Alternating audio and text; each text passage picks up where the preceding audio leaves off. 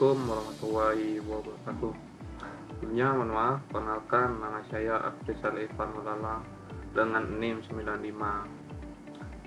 Di sini saya akan menjelaskan bisnis plan yang saya buat itu tentang rencana bisnis cloud kitchen berbasis aplikasi. Bersalah lama-lama, langsung kita ke pembahasan. Yang pertama itu tentang latar belakang.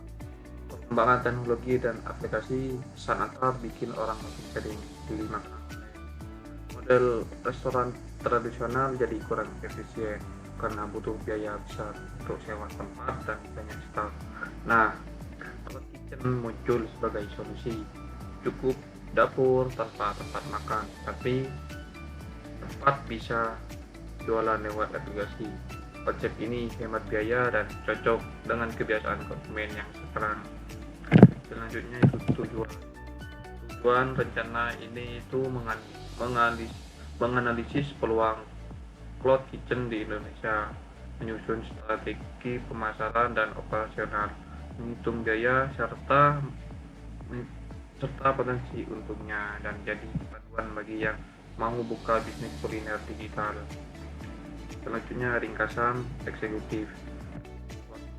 Cloud kitchen fokus ke layanan online, tempat makan. Perusahaan akan gabungkan dapur bersama dengan aplikasi pemesanan sendiri. Target omset itu 37,5 juta per bulan dengan laba bersihnya itu 7,5 juta. Misinya itu sediakan makanan enak dan praktis lewat digital, serta jadi pemain utama cloud kitchen di Indonesia. Di perusahaan berdiri di tahun 2025 di Jakarta dan bisa juga di kota lainnya. Fokus ke dapur online multi-brand, menyasar kota besar seperti Jabodetabek dan Bandung. Sistem aplikasi dan pos dibuat supaya pesanan efisien dan data penjualnya bisa dipantau produk dan layanan. Pelanggan pesan makanan lewat aplikasi atau mitra seperti GoFood, menu itu disesuaikan dengan delivery atau rice bowl atau ayam geprek dan lainnya. Banyak juga. Sistem pos itu bantu analisis menu favorit dan jam sibuk. Semua serba digital dan praktis. Selanjutnya, makanan online di Indonesia itu besar, sekitar 75 juta triliun pada 2000, dan internet juga terus naik, tapi tantangannya itu ada seperti persaingan ketat dan biaya komisi aplikasinya itu tinggi. Makanya bisnis harus efisien dan melek teknologi. Selanjutnya analisis persaingan. Pemain besar kayak Yumiko, dan Grab Kitchen sudah pernah jalan, tapi banyak yang tutup karena gak untung.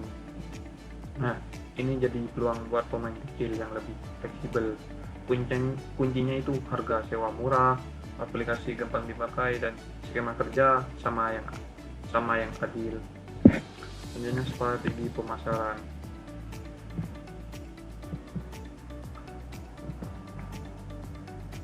Promosi lewat media sosial, kolaborasi sama influencer, dan juga bisa memakai iklan di aplikasi misalnya kayak di GrabFood, GoFood, ShopeeFood. Lalu juga bisa promo diskon, bundling, dan sistem poin untuk pelanggan. Aktif disiapkan di aplikasi dan medsos untuk online pelanggan. Selanjutnya rencana operasi.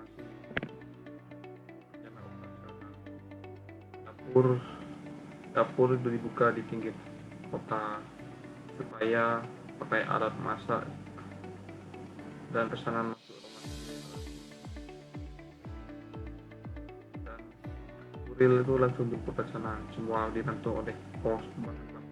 Bahan baku itu dari supplier lokal, stok dikontrol pakai data penjualan.